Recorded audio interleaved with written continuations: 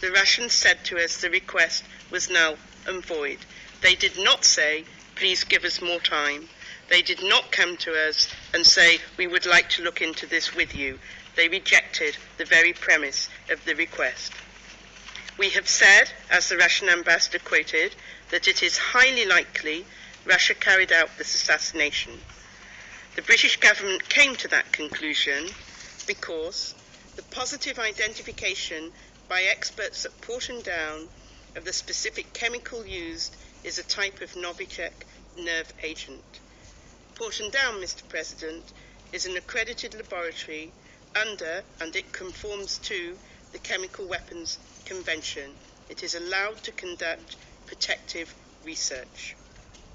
The second reason that helped us come to our conclusion was the knowledge that Russia has produced this nerve agent within the 10 years and remains capable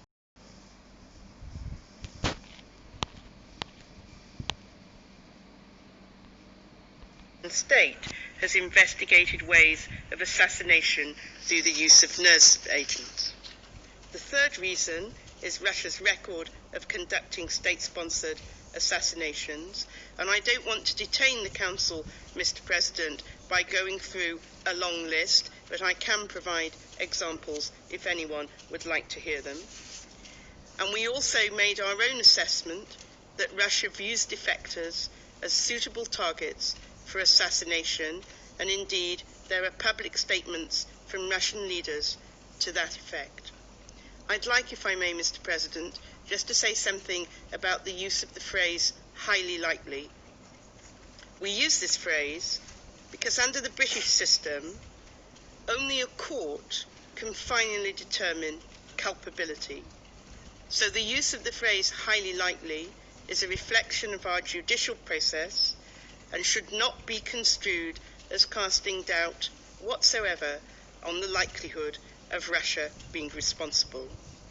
I would also like to take this opportunity to address the Russian ambassador's comment about Porton Down contradicting the Foreign Secretary, Boris Johnson. There was no contradiction. The Foreign Secretary was making clear that Porton Down were sure the nerve agent was a Novichok, a point that they have subsequently reinforced. He goes on in the same interview to make clear why, based on that information, additional intelligence, and as I said, the lack of alternative explanation from the Russians, we have reached the conclusion we have. What the Foreign Secretary said then, what Porton Down have said recently, is fully consistent with what we have said throughout. In contrast, Mr. President, we have had innumerable theories from the Russians. I think we have counted some 24 in all. On the 21st of March, for example, the Russian Foreign Ministry said they believe terrorists did it. On the 14th of March, Mr. Lavrov said the British response was aimed at distracting from Brexit. Mr. President, the use of chemical weapons on any country's territory is far too serious for these theories to hold water. The Chemical Weapons Convention, which came into force 21 years ago, is clear in Article 7 that states should adopt legislation criminalising activity prohibited under the Convention. That's why the UK is conducting a full investigation of the incident, including under our own Chemical Weapons Act. Because of this, we have, in addition to the UK criminal investigation, invited the OPCW, the relevant international body, to assist in verifying our analysis, and this is on the basis of Article 8 of the Chemical Weapons Convention.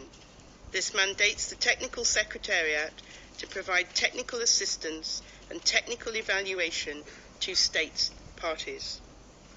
Everything we have done, Mr. President, has been consistent with the Convention on Chemical Weapons. And if I may say so, Mr. President, I won't take any lectures on morality or on our responsibilities under such international conventions from a country that, as this Council debated yesterday, has done so much to block the proper investigation of the use of chemical weapons in Syria. The UK's track record on that, Mr. President,